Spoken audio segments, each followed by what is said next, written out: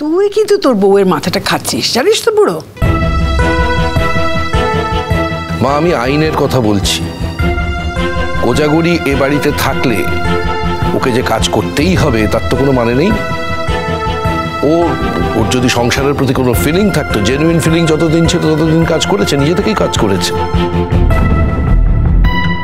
কিন্তু ও বাড়িতে থাকলে সে খেতে পারবে না এবং নিজের ইচ্ছে মতন থাকতে পারবে না, তা তো হতে পারে না মা। বেশি পাকা একেবারে।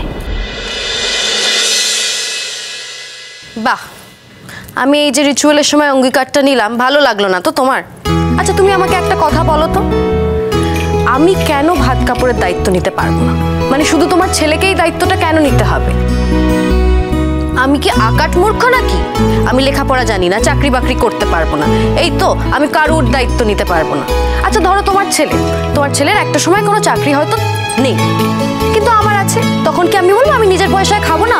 না, তোমার ছেলে অঙ্গীকার নিয়ে চলে আমার ভাত কাপড়ের দায়িত্ব নেবে, তাই ওকেই দিতে হবে। বা তোমার ধরো কিছু লাগলো আমার কাছে চাইলে, আমি তখন কি বলবো? না, তোমার ছেলের কাছ থেকে নাও। তুমি এরকম কেন ভাবছো? আমি কি কারো ভাত কাপড়ের দায়িত্ব, অন্য শুধু ভাত কাপড় না, সব দায়িত্ব নিতে পারবো না? এখন থেকে সবার সব দায়িত্ব আমারও, আর তোমার রূপোর গয়না কেনার দায়িত্বটাও আমার, বুঝেছ? তুমি তো বড্ড বেশি কথা বলো, বাচাল মেয়ে কোথাকার। হ্যাঁ, সে তো জেনেই গেছো, আবার আলাদা করে বলার কি আছে?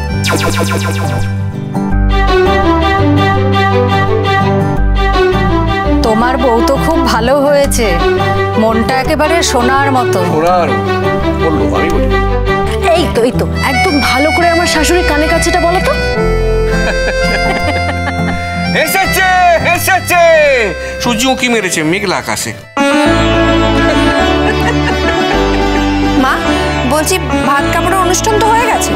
না না, অনুষ্ঠান এখনো শেষ হয়নি। প্রণাম করতে হবে তো, বড়দের প্রণাম করবে, তবে সবার আগে বরকে প্রণাম করতে হবে। হ্যাঁ, আসমান আশীর্বাদ করো। আশীর্বাদ? তুমি আমার থেকে কতটা বড় যে তোমার থেকে আমাকে আশীর্বাদ নিতে হবে?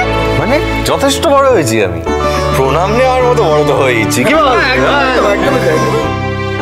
না না না, এই কথাটা ঠিক যে তোমার থেকেও বয়সে বড়। হ্যাঁ, বয়সে বড়, সুতরাং প্রণাম করতে কোনো আপত্তি থাকার তো কথা না।